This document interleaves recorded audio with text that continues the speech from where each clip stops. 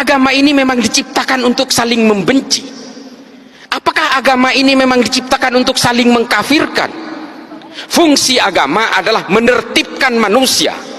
Kalau kemudian ada orang yang dengan memeluk agama, memeluk keyakinan agama, tiba-tiba dia tidak merasa tentram, gelisah dengan keimanan orang lain, ingin mengkafir-kafirkan orang lain, bukan salah agamanya, Dek, salah tafsirnya.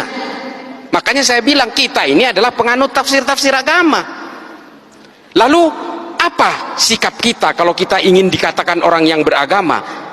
Jangan karena beragama membenci orang lain, mengkafir-kafirkan orang lain, lalu kemudian orang lain jika berbeda dengan kalian dinerakakan. Setelah kalian merasa sudah tidak punya dosa, lalu sibuk menghitung dosa orang lain. Ini artis hijrah tuh kelakuannya tuh. Dulu pemain musik setelah merasa hijrah mengharamkan musik, teman-temannya yang lagi bermain musik diharam-haramkan, dineraka-nerakakan. Tuh kelakuannya. Setelah dirinya merasa tobat, lalu dia sibuk menghitung dosa orang lain. Ini karena tafsir-tafsir al-wala wal-bara itu loh. Ini betul-betul menjadi concern saya. Makanya kalau kalian lihat di TV, saya selalu menentang ini.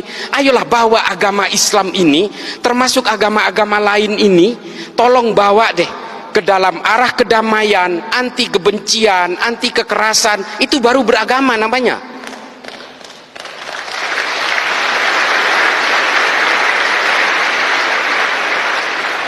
Memang terrorism has no religion. Terorisme tidak ada agamanya. Semua agama punya potensi untuk melahirkan terorisme dan kekerasan. Semua agama, bukan hanya Islam, Dek. Cuma kenapa saya concern kepada agama Islam? Satu, Islam itu adalah agama yang paling banyak dipeluk oleh manusia Indonesia hari ini, dan saya sendiri Islam. Di India terorisnya orang Hindu, Dek, Bharatiya Janata garis keras. Di Myanmar siapa terorisnya? Orang Buddha, Dek. Namanya Asin Wiratu. Apakah di Jerman itu ada teroris? Ada, Protestan. Namanya Baader-Meinhof, nama kelompoknya.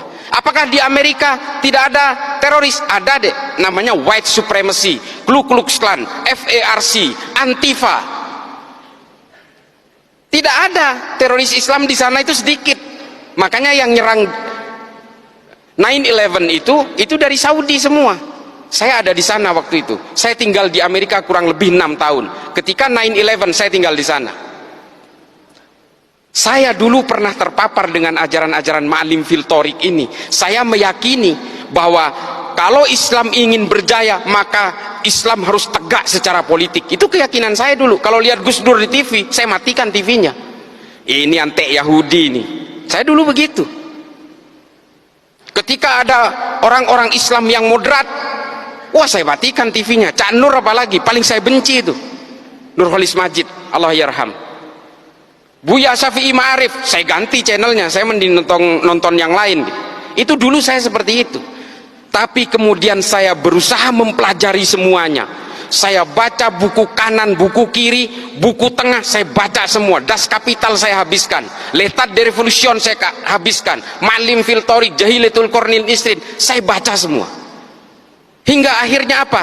Kepala saya menjadi melting pot dari kesadaran-kesadaran kognitif bahwa manusia dan takdir-takdir keimanannya ini selalu berbeda. Kalau saya lahir di Meksiko, saya pastikan 1000% saya Katolik. Saya tidak bisa nantang soal hidayah. Ini benar-benar prerogatifnya Allah. Tapi kalau saya lahir di Argentina, saya Katolik, Dek. Lalu kemudian dengan takdir-takdir kelahiran itu, apakah kita kemudian seolah-olah, oh karena saya Islam, sejak lahir saya Islam, maka saya yang akan paling menghuni surga. Kalau orang yang berbeda dengan saya pasti masuk neraka. Selalu punya niatan-niatan seperti itu. Demikian juga dengan orang yang Kristen, kalau kalian mau percaya. Orang yang Katolik juga begitu kok. Inilah konsep-konsep dasar keyakinan itu. Lalu apakah saya menganggap semua agama benar? Bukan itu konsepnya. Setiap orang yang memeluk agama pasti menganggap keyakinannya paling benar. Persoalannya, apakah dengan menganggap keyakinan saya yang paling benar, apakah saya harus menyalah-nyalahkan keyakinan orang lain? Kan nggak harus. Itu adalah kesalahan besar, offsetnya di situ. Dengan mengatakan istri saya cantik, saya tidak harus mengatakan istri orang lain jelek kok. Ini loh analoginya. Maka kemudian Habib Ali Al-Jufri membuat sebuah buku judulnya Al-Insaniyah Qabla Tadayyun, mengenal kemanusiaan lebih dulu sebelum mengenal agama. Karena apa? Kelahiran kita dan konsep-konsep keimanan ini berbanding linier. Kita beragama Islam karena lahir dari negara dengan mayoritas Islam dan dari orang tua beragama Islam. Kalau kita ini lahir di negara-negara dengan beragama Hindu, misalnya di India, kita lahir di Jammu misalnya, bisa jadi kita ini Hindu. Atau lahir di Bali, bisa jadi Hindu. Sementara kita tidak pernah ditawarkan mau lahir dari orang tua beragama apa. Tiba-tiba kita lahir brojol Islam, ikut keimanan orang tua, lalu I'm the man, I'm the holder of universe. Ini loh penyakit-penyakit orang yang kemudian menghegemoni keimanan bahwa dia itu adalah pemegang kebenaran tunggal. Makanya kalau kita ingat tulisannya Thomas Aquinas dalam Summa Theologica, saya paling memegang ini. Meskipun Santo Thomas Aquinas ini adalah seorang Katolik, bukunya itu saya habiskan. Saya itu pembaca buku, Dek. Ya, saya nggak jumawa ya. Saya itu 1000 halaman rata-rata per bulan. Saya baca buku itu. Makanya saya merasa I'm feeling free. Saya merasa merdeka dengan berbagai bacaan yang saya baca ini. Saya betul-betul tidak terbolgol oleh keyakinan-keyakinan sepihak. Kata Thomas Aquinas apa? Hominem unius libri. Saya paling takut kalau ada orang baca satu buku lalu dianggap ini adalah kebenaran paling mutlak. Ini loh bahaya sekali.